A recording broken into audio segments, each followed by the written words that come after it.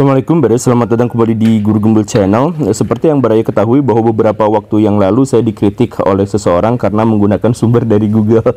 Dan walaupun orang yang dimaksud itu sudah selesai, ternyata para pengikutnya masih aja menyatakan kepada saya atau menghina atau menghujat saya dengan perkataan, masa sumbernya dari Google doang, emang Google bisa dijadikan referensi, saya malu kalau misalkan sumbernya dari Google dan sebagainya gitu ya.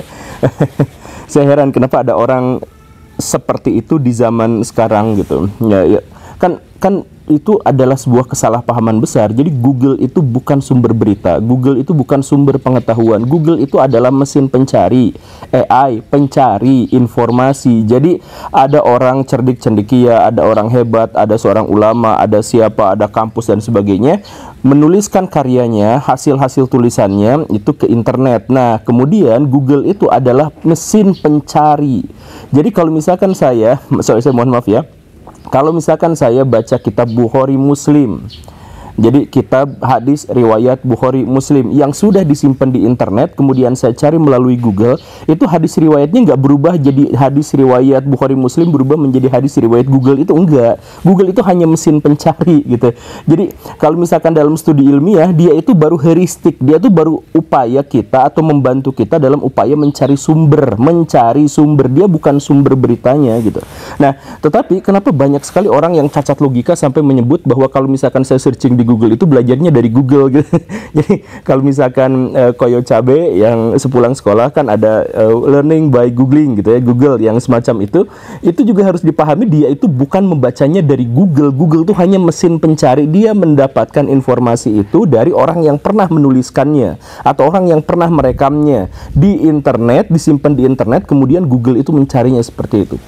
Tapi tentu saja pernyataan masa belajarnya dari Google dan sebagainya itu adalah pernyataan yang umum kita ketahui. Nah, kenapa seperti itu? Nah, di sini ada sebuah masalah besar bangsa Indonesia. Masalah yang nampaknya kecil, remeh-temeh, tapi sebenarnya ini adalah mewakili mentalitas yang benar-benar bobrok dan absurd gitu. Jadi gini Baraya, di negara-negara yang sudah maju, orang yang sudah tua itu akan menyerahkan tampuk peradaban itu kepada generasi mudanya. Orang-orang tua itu akan mempercayakan kemajuan bangsa itu pada generasi mudanya. Dan karena itu maka mereka mempersilahkan generasi muda itu untuk menciptakan kreasi-kreasi baru, untuk membangun ide-ide baru, gagasan baru dan sebagainya. Nah, tetapi di Indonesia khususnya, orang-orang tua itu tidak pernah mau percaya dengan generasi muda, dengan generasi baru, dan bahkan ego mereka, keinginan mereka untuk terus-terusan tampil, itu memaksa mereka kemudian untuk meremehkan ide-ide baru, gagasan-gagasan baru. Dan kalau misalkan mereka bacanya dari buku dan mereka kesulitan untuk itu, kemudian generasi sekarang itu menggunakan Google untuk mencari sumber, maka itu akan dilecehkan, diremeh-temehkan. Karena apa? Untuk menguatkan egonya sendiri gitu.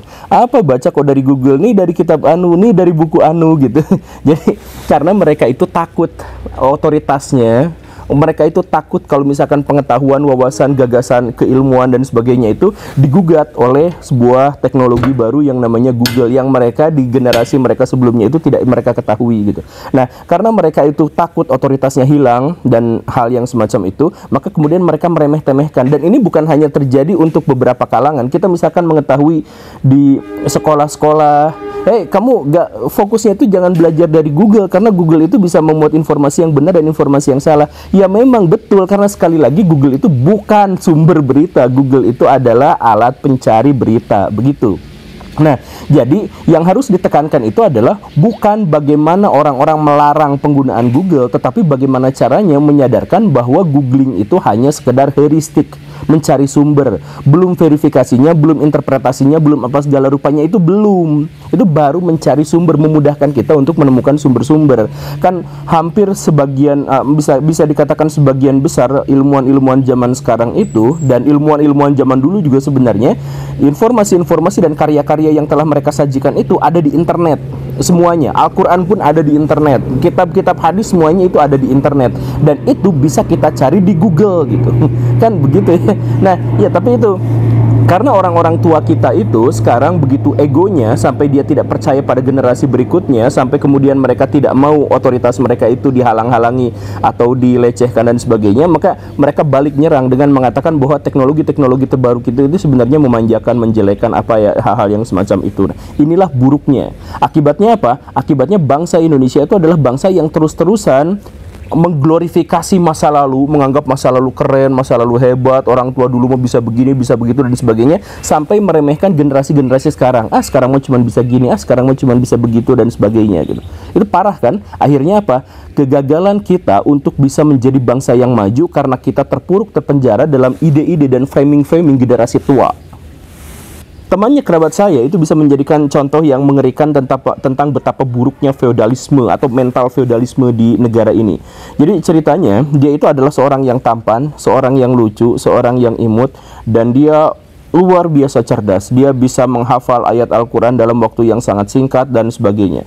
Nah, tetapi di sisi lain saya pernah menemukan dia waktu dia, maaf ya, minta-minta. Jadi dia naik mobil, yang mobil itu pakai solawatan kenceng-kenceng pakai toa, kemudian si mobil itu berjalan pelan-pelan, kemudian dari mobil itu keluarlah anak-anak, termasuk diantaranya dia yang minta sumbangan ke rumah-rumah gitu. Nah, saya tanya, ini kenapa seperti ini ya? Ini buat sekolah saya, buat lembaga pendidikan saya, untuk pesantren saya apa gitu ya, yang kayak gitu. Nah, saya menjadi terheran-heran dia melakukan seperti itu sambil didoktrin, sambil dia sering mengatakan bahwa untuk apa ilmu-ilmu dunia, untuk apa ilmu-ilmu ekonomi, ilmu psikologi, ilmu matematika, kan nggak akan dibawa mati. Saya emang nggak akan peduli sama ilmu-ilmu kayak gitu. Saya mau sekolah mau enggak juga di sekolah formal, saya mau biasa-biasa aja, kan dia bilangnya seperti itu. Bagaimanapun saya dapat ilmu, saya dapat masa depan yang cerah dan sebagainya, itu adalah dari berkah dari gurunya katanya, karena gurunya itu memberikan pengajaran yang begini dan begitu, dan si gurunya itu yang tadi itu mengabaikan Google, mengabaikan apalagi chat GPT apa dan sebagainya gitu. Nah, ini si guru itu rela untuk menghancurkan masa depan anak-anaknya hanya demi agar dia tetap memelihara otoritasnya. Karena si guru itu tidak bisa Google, karena si guru itu tidak bisa memasukkan ide-idenya dalam internet, kemudian dia mengerangkeng murid-muridnya untuk menjadi ikut-ikutan seperti itu. Kalau misalkan kita berpikir secara kritis sedikit aja, kalau memang benar-benar dia mendapatkan berkah, dia hidupnya dari berkah, dari gurunya dan hal yang semacam itu, kenapa dia sampai minta-minta gitu untuk mendapatkan uang untuk lembaga pendidikannya itu? Kan kenapa enggak dia pikirin soal bagaimana caranya belajar ekonomi, kemudian manajemen, kemudian dari situ dia bisa bangun sebuah produk usaha yang menghidupi pesantrennya atau menghidupi lembaga pendidikannya, kan sebenarnya selesai. Tapi gara-gara dia nggak boleh, ngapain itu ilmu duniawi apa segala rupa, akhirnya dia ngamen minta-minta. Itu katanya berkah, itu bukan berkah Baraya. Makanya please lah, ini khususnya untuk generasi-generasi tua, jangan sampai mendoktrin anak-anak muda itu untuk kehilangan inovasinya, untuk berkembang mengikuti zamannya. Karena sekarang zamannya sudah teknologi, zamannya sudah harus berkembang dengan sangat cepat, era komputerisasi, era komputasi dan lain sebagainya. Maka kita harus mengikutinya untuk apa? Untuk bisa mengunggulinya, terlibat di dalamnya dan membangun peradaban bersama-sama di sana. Bukan kemudian terpuruk dalam cerita-cerita romantisme masa lalu, bahwa orang masa lalu mah begini, orang masa lalu mah begitu. Iya, itu di zamannya begitu dan kita harus menghormatinya. Tetapi zaman berubah, jadi inovasi-inovasi itu bukannya diremehkan dan dilecehkan gitu. Dan karena budaya kita memang budaya feodal yang menganggap bahwa orang tua kita itu memang lebih baik, lebih unggul, ya harus dihormati apa segala rupa sakral dan sebagainya, maka gagasan-gagasan seperti ini bukan hanya muncul dari sekolah-sekolah atau institusi yang konservatif gitu, tetapi juga muncul dari sekolah-sekolah atau institusi yang sangat modern. Saya sering ngisi acara di kampus-kampus gitu, baik untuk penerimaan mahasiswa baru atau seminar-seminar, obrol dengan dosen dan sebagainya. Nah, di situ saya menemukan sesuatu fakta yang luar biasa, bukan fakta sih, fenomena yang mengerikan. Jadi hampir setiap ketika saya ngobrol dengan mahasiswa baru, mereka pasti akan melontarkan sebuah pertanyaan. Pak Guru, bagaimana caranya? Kita kan sebagai agen of change, agen perubahan, mahasiswa itu adalah agen perubahan. Bagaimana caranya agar kita menjadi bangsa yang maju? Dalam artian saya sebagai mahasiswa memajukan bangsa itu apakah dengan aktif di organisasi atau aktif di akademi? Saya pilih keduanya atau salah satu. Kalau keduanya repot, kalau salah satunya saya nggak tahu mana yang lebih bisa memajukan bangsa ini, dan begini dan begitu dan begini dan begitu. Saya benar-benar kesal dengan pertanyaan ini karena di sini mengandung banyak sekali masalah.